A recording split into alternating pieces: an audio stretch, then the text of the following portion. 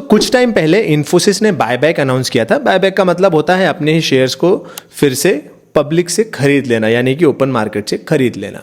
तो बायबैक में अच्छी कंपनियां क्या करती हैं, जो उनके पास कैश पड़ा हुआ है उस कैश से वो जो करंट मार्केट भाव चल रहा है शेयर्स का, उससे ज़्यादा के भाव पे खरीद लेती हैं। तो जो इन्वेस्टर्स होते हैं या फिर जो शेयर होल्डर होते हैं उनको लगता है चलो यार बहुत बढ़िया है, हम अपने शेयर्स अभी मार्केट में इसका भाव 1400-1500 चल रहा है, अगर कल को इन्फोसिस अपने ही शेयर 1600-1700 में खरीदेगी तो बेच दूंगा मैं अपना शेयर, इन्फोसिस को ही बेच दूंगा, हमारा बेनिफिट हो जाएगा। बट क्या इतने ही बेनिफिशियल होते हैं सारे के सारे बायबैक? आंसर है नहीं। देखो बायबैक ना दो टाइप से होते हैं, आप इसको समझ लो। एक होता है ओपन मार्केट और एक होता है टेंडर से। अब इसका दोनों का अंतर समझो। इसको ऐसे भी रिलेट करो कि टीसीएस का बायबैक कंप्लीटली डिफरेंट था और इन्फोसिस का बायबैक कंप्लीटली डिफरेंट है। जब टीसीएस का बायबैक आया था तब वो टेंडर के थ्रू आया था। अब टेंडर के थ्रू का मतलब ये हुआ कि टीसीएस ने सामने से बोला था कि हम अपने शेयर्स को लगभग 4000 रुपए में खरीदेंगे और जो जो बेचना चाहता है वो शेयर वो सामने से अपने शेयर्स को अलॉट करे कि हाँ मुझे बेचना है, मुझे बेचना है, मुझे बेचना है, और जो जो बेचेगा हम उसमें से उसका ले लेंगे। अब वो सर्टेन परसेंटेज ही लेते हैं, ऐसा नहीं कि सारा का सारा शेयर्स ले लेंगे, वरना सब लोग क्या करेंगे, सब टीसीएस का खरीद के टीसीएस को ही बेचने जाएंगे, ऐसा नहीं है। तो वो एक सर्टेन परसेंटेज ही लेते हैं। एग्जाम्पल के लिए अगर आपके पास 100 शेयर्स हैं तो वो उसमें से 10 शेयर्स या 15 शेयर्स ले लेंगे आपसे। लेकिन इन्फोसिस का जो बायबैक है वो कंप्लीटली डिफरेंट है। ये ओपन मार्केट है।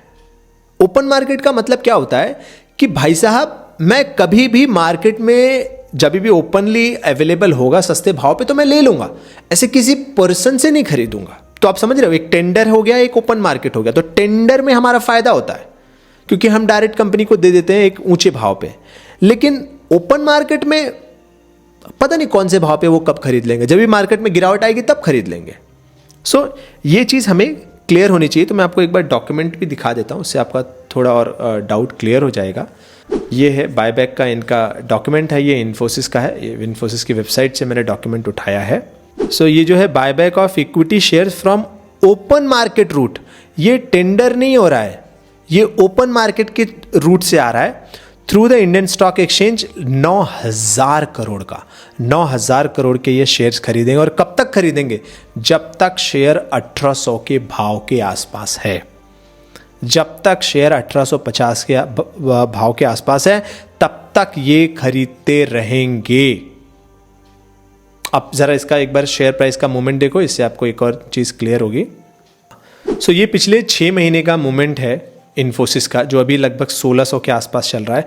और हाल ही में इन्फोसिस का शेयर 1300 के आसपास गया था, यहाँ पे दिख रहा है 1300 के आसपास गया था। और यहाँ कहीं उन्होंने 1400 के आसपास अनाउंस किया कि भाई साहब हम अपने शेयर्स को खरीदेंगे, 1850 तक मैक्सिमम खरीद लेंगे और 9300 करोड़ का खरीदेंगे। तो इन्फोसिस तो यही चाहेगी जितना सस्ते में मिल जाए उतना ही अच्छा है। अब वो 1850 तक अपने शेयर का भाव देख रही है कि भाई इतना तो होना चाहिए, इतना तक तो मैं खुद ही खरीद लूंगा।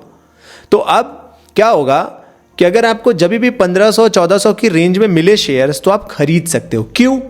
क्योंकि आपको मालूम है ज्यादा नीचे नहीं जाएगा। क्यों नीचे नहीं जाएगा? क्योंकि इन्फोसिस खुद खरीदने के लिए बैठी है।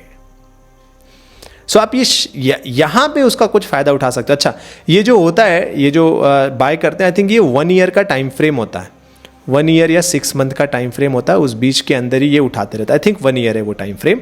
सो 1 ईयर तक ये इसको जब जब उनको नीचे भाव मिलता रहेगा तब तक वो फटाक से यहाँ खरीद लेंगे। जब खरीद लेंगे तो फिर से ऊपर आ जाएगा।